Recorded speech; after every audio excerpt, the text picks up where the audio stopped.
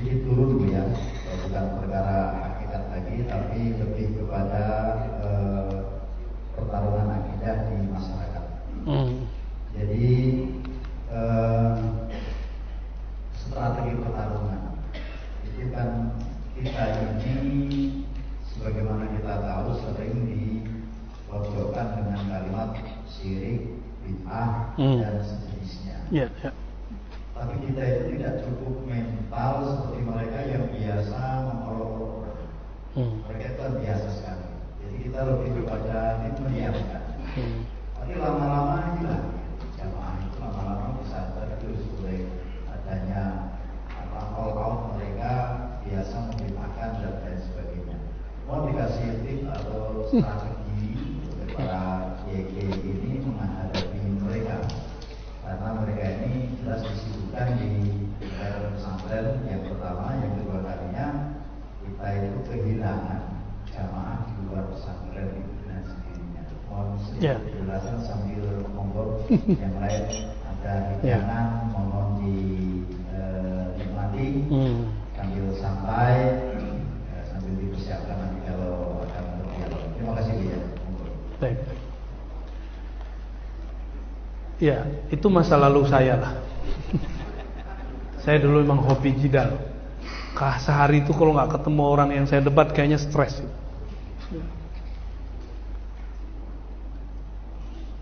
Wajadilhum billati hiya ahsan. Jangankan sesama muslim, yang membid'ahkan para kiai ini kan masih muslim nggak? Yang menganggap kita syirik karena kita bertawasul masih muslim nggak? Atau jangan-jangan kiai udah jadi khawarij ini, mengkafirkan sesama muslim? Saya yakin para kiai sangat paham lah.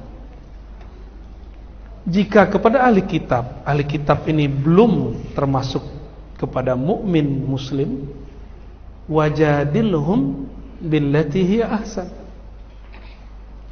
maka jidallah mereka. Kenapa kemudian harus pakai bi, harus pakai allati, pakai mausul, pakai jar? Oh, ternyata ba di situ lit taukid, bener-bener mesti pakai cara silah mausul. Harus ada kemudian cara kita untuk sampai, harus ada metodologi yang pas, ahsan, yang lebih baik. Ahsan itu bahasa Arab. Kalau saya sebut nih imra'atun hasanah, itu maknanya mar'atun jamilah, wanita yang cantik. Hasan, rajulun hasanun, laki-laki yang wajahnya ganteng. Jamal, bahasa Arabnya jamal. Maka jamalullah, kelembutan, keindahan Allah, kadang-kadang dibuat muradifnya yaitu hasan. Billati hiya ahsan, dengan cara yang elegan, yang indah, yang bagus. Kalau mereka kemudian emosi, kita nggak perlu emosi. Mereka pakai kitab kita mesti lebih banyak. Mereka mengkafirkan kita nggak perlu mengkafirkan mereka. Mohon maaf, ini kiai-kiai semestinya tidak selalu mengikuti selera masyarakat awam. Masyarakat awam itu kan maunya kalau ceramah tawa-tawa. Udah tenang, kiai itu kalau mau bikin ketawa tuh gampang, ada masanya. Diri kita ini kadang membutuhkan ketawa, kadang membutuhkan serius. Dan lama-lama orang yang kita cari orang yang serius, bukan orang yang bikin ketawa. Lama-lama begitu. Tapi ketawa penting ya. Tapi kalau masyarakat awam, kiainya bisa bikin ketawa nggak? Saya jarang bikin orang ketawa. Tapi kita nggak ketawa, dia ketawa-ketawa juga. Ketawa sendiri. Ternyata mereka lebih membutuhkan data-data yang banyak. Disinilah perlu belajar mantik. Mantik bukan teoritis tapi terapan. Kitab sulam itu kalau nggak diterapkan, kadang-kadang mohon maaf, kiai yang ngajarinnya juga nggak pernah talaki sulam.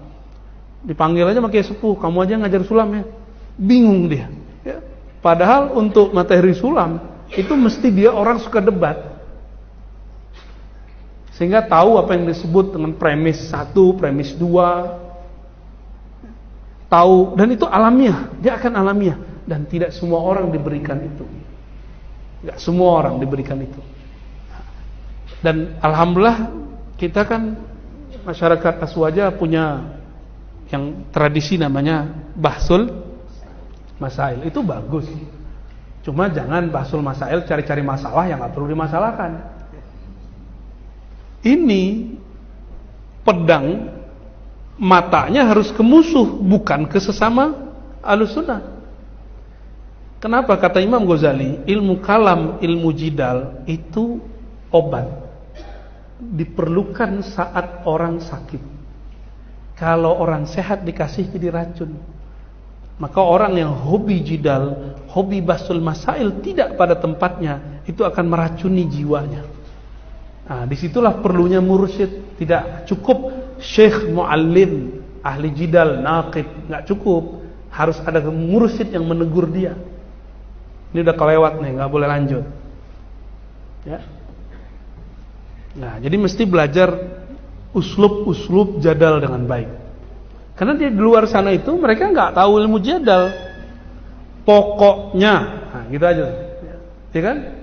Jadi usul mereka adalah pokoknya. Kata Allah, kata Rasulullah. Wah, itu bagi saya makanan renyah itu. Kalau ada orang ngomong kata Allah, kata Rasulullah itu makanan renyah. Jadi satu kali ini para kiai, ini contoh kasus. Saya baru naik khutbah. Berkisahlah tentang Nabi Muhammad SAW. Hadis Bukhari Muslim kita eksplorasi. Turun habis Jumatan, ada orang di samping saya, itu langsung debat. Kamu ini bahas Muhammad dulu. Kapan bahas Quran? Muhammad gak banyak diceritakan di Quran. Yang banyak tuh para nabi.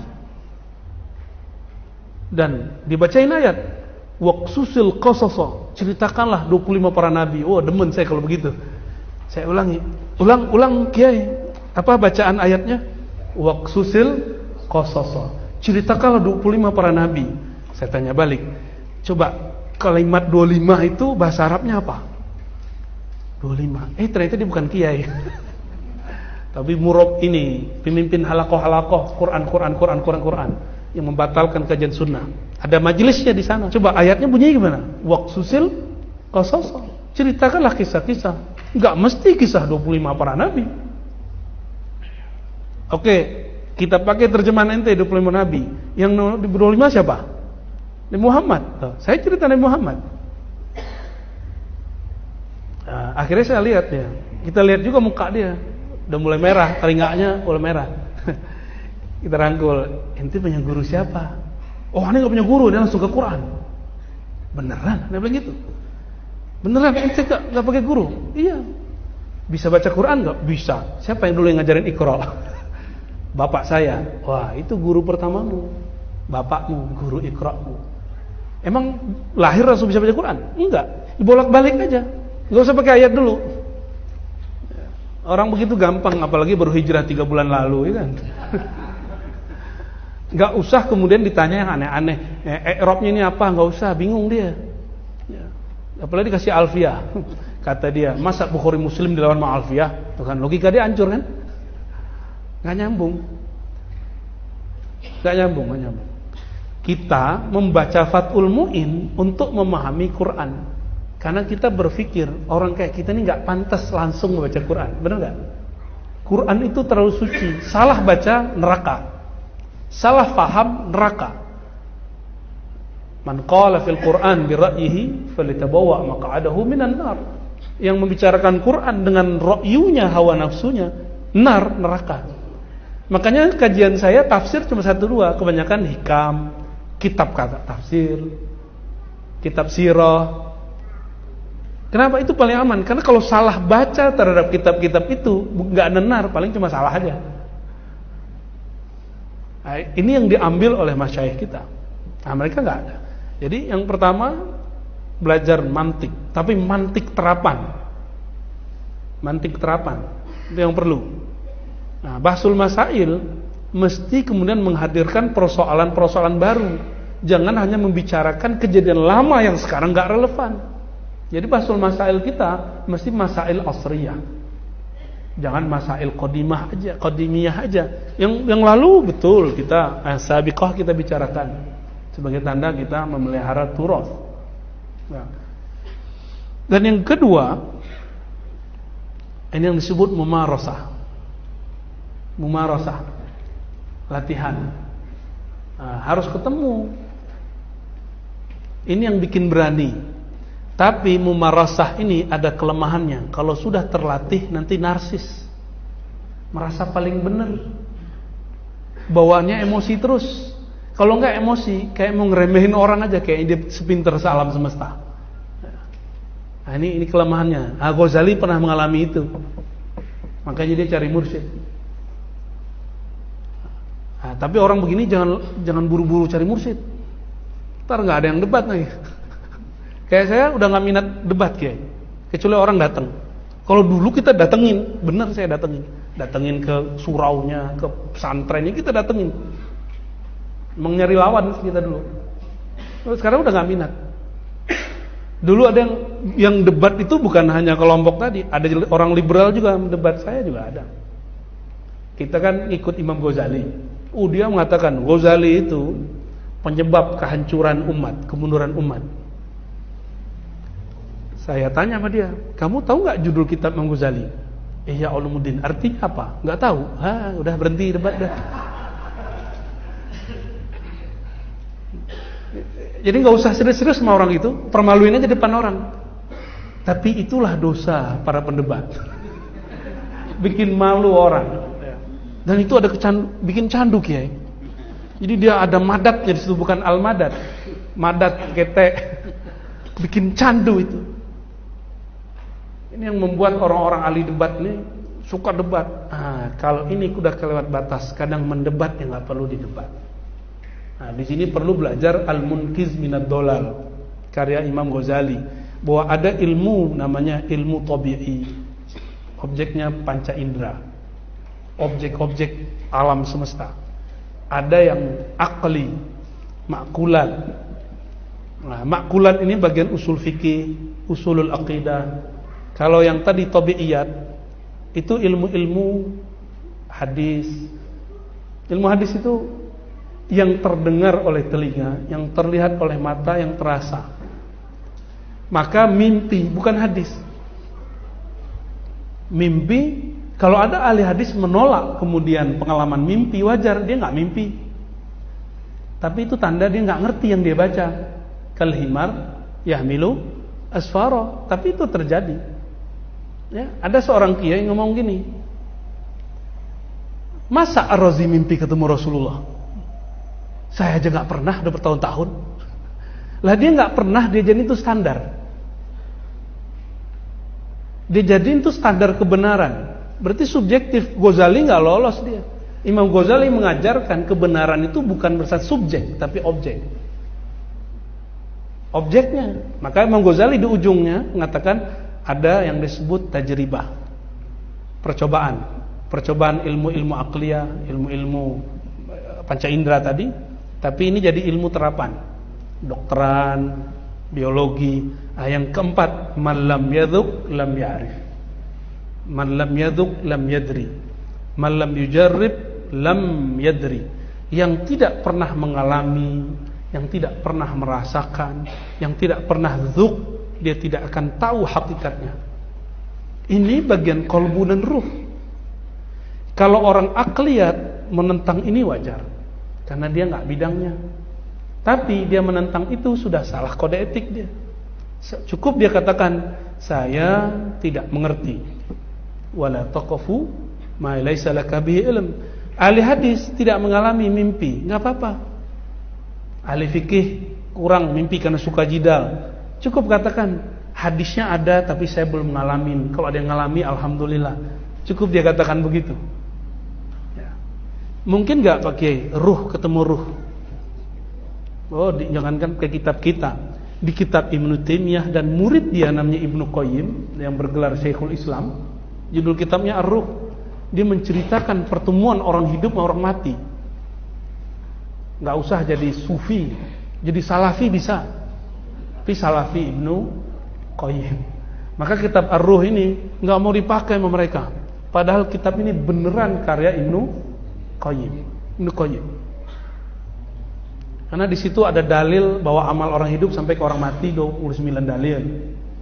Ada kisah lebih dari 15 kisah mengenai hubungan orang hidup dan mati. Bisa interaksi. Kenapa? Yang mati kan cuma badan, ruh kan nggak mati. Ya, jasad sih berpulang ke tanah. Maka kalau masuk ke kubur, jangan pasang telinga ini, jangan pasang mata ini. Pasanglah telinga yang ada di dalam diri itu, yang dia sudah ada sebelum tubuh ini, baru bisa ngobrol sama yang di dalam. Kalau nggak bisa ngobrol, paling halu. Kira-kira begitu ya. Jadi kalau kita tidak bidangnya, cukup katakan la adri. Qauluka la adri nisful ilm. Kamu mengaku tidak tahu, itu separuh ilmu. Dan yang ketiga, orang-orang baru hijrah ini, dia itu mau instan. Bukan hanya mie yang instan, tapi ngaji juga pengen instan. Maka para kiai ini kan sudah tahu awalnya ilmu, akhirnya ilmu yang dikuasai. Pasti tahu jalan pintas memahami satu bab, benar nggak? Untuk mereka, kita nggak usah bawa muter-muter, kita bawa langsung. Orang awam itu nggak senang. Menurut mazhab A, menurut mazhab B itu pusing dia. Langsung aja. Di dalam Al-Quran Allah berfirman, berdasarkan ayat ini bahwa ini begitu, udah selesai. Ma qalallahu wa rasuluhu.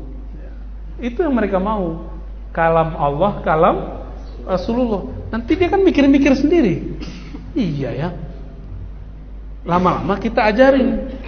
Al-Quran itu turun ke siapa? Ke Rasulullah. Rasulullah itu mengajarkan ke siapa? Ke Imam Bukhari. Kan enggak. Antara Bukhari dan Nabi masih ada 3 orang sampai 8 orang. Selevel Bukhari masih berguru. Dan gurunya hampir 2000. Masa kita enggak berguru? Lama-lama dia nanti akan mau berguru. Pelan-pelan aja, ikutin aja mainannya dulu. Kita pakai kaidah Imam Syafi'i. Kalau ketemu orang-orang yang jahilun murakkabun, kita ngalah-ngalah kiai. Nggak usah kemudian bilang, ini udah 30 tahun jadi kiai, nggak usah ngomong gitu, tak sombong. Ini udah hafal alfiah, lah urusannya apa, dia nggak ngerti alfiah apa? Kata alf aja dia nggak tahu artinya. Jadi sama mereka kita harus ngalah, habis itu ambil. Dan ketika Sayyidatuna Aisyah bertemu bersama Rasulullah, disalamin sama orang Yahudi, masih ingat? Assalamualaikum, masih ingat hadis Muslim? Jawaban Nabi, waalaikum. Tapi Aisyah nambahin, ngasih ta'liq, alaikal la'nah wassam. Tidak hanya kecelakaan bagimu, tapi juga laknat. Nabi langsung cubit itu Aisyah, cubit-cubitan sayang. Apa-apaan kamu Aisyah? Kan aku sudah jawab waalaikum. Tidak wahai Rasulullah, dia sudah menghinamu. Begitu. Para pencinta kan begitu. Jadi dimaklumi kalau ada orang-orang para pencinta ini kadang membalasnya berlebih. Tapi harus ditegur seperti Nabi menegur. Apa kata Nabi? Tidaklah satu kekerasan dia kalah kecuali dengan kelembutan. Maka saya memutuskan setelah itu, karena saya merasa hati saya keras sekali untuk belajar ilmu qalbu, mengikuti manhaj Imam Ghazali. Dulu Ghazali yang kita ejek-ejek itu kita kemudian nikmati kalam-kalamnya. Alhamdulillah. Barangkali itu ya. Jadi kita mesti menyediakan metodologi yang instan. Ya, yang instan. Jadi jangan malu nanti Pak Kiai buka kajian kitab Sahih Bukhari gitu. Sanadnya mah nanti banyak syekh yang mau. Ya. Ntar kalau perlu kita buat daurah Sahih Bukhari. Kan cukup baca berapa hadis aja setukum kan beres. Ya. Tinggal antum baca Fathul Barinya. Sebenarnya gampang. Mereka maunya hadis riwayat Bukhari nomor sekian. Ini yang mereka mau. Mereka nggak mau dengar berkata Syekh Zakaria Al-Ansari. nggak laku bagi dia. Berkata Imam Syafi'i, nggak laku, padahal Imam Syafi'i itu guru dari gurunya Imam Bukhari. Imam Bukhari datang ke Mekah ketemu seorang syekh, itu murid daripada Syafi'i, tapi mereka nggak mau tahu. Mereka butuh kajian kitab, maka buatlah kajian kitab. Nah, saya sudah coba trial di mana-mana, ternyata peminat kajian kitab ini banyak, walaupun nggak bisa baca kitab mereka seneng. Apa sebab? Tidak ada tikrar, pengulangan yang nggak penting itu nggak muncul. Ada satu dua yang nggak nyaman, wah ini berat, itu cuma pertama dan kedua, yang keempat udah biasa, malah keenakan. Malah kalau nggak ketemu dia haus. Jadi para kiai, mohon maaf, jangan terlalu meremehkan orang awam. Orang awam itu punya ruh di dalam dirinya, dia bisa memahami apa yang kita pahami. Bedanya secara empirik dia nggak bisa baca teks, tapi batinnya bisa menangkap yang kita tangkap. Insya Allah, wallahu a'lam bishawab.